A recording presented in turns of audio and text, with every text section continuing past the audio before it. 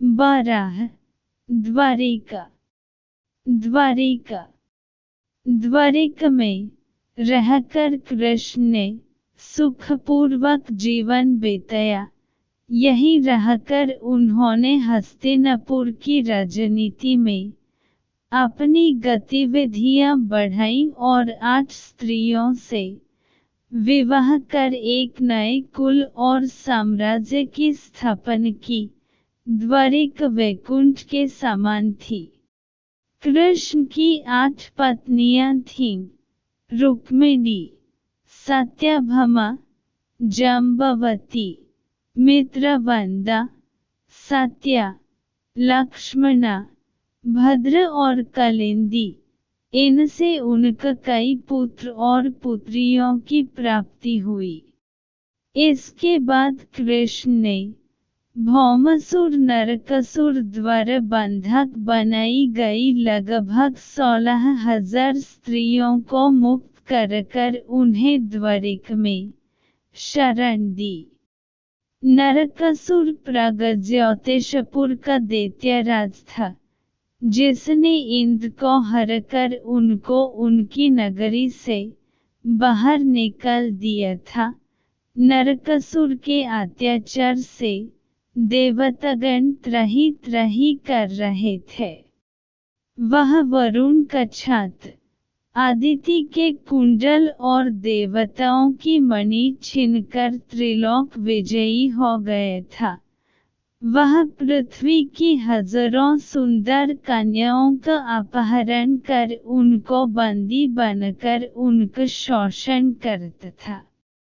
मुक्त कराई गई ये सभी स्त्रियां कृष्ण की पत्नियां या रखेल नहीं थीं, बल्कि उनकी सखियां और शिष्य थीं, जो उनके राज्य में सुखपूर्वक स्वतंत्रतापूर्वक अपना जीवन यापन अपने तरीके से कर रही थीं। पांडवों से कृष्ण की मुलाकात।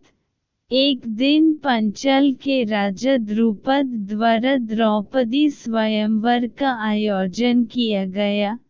उस काल में पांडव के वनवास के 2 साल में से अज्ञातवास का 1 साल बीत चुका था। कृष्ण भी उस स्वयंवर में गए। वहां उनकी बुआ कुंती के लड़के पांडव भी मौजूद थे।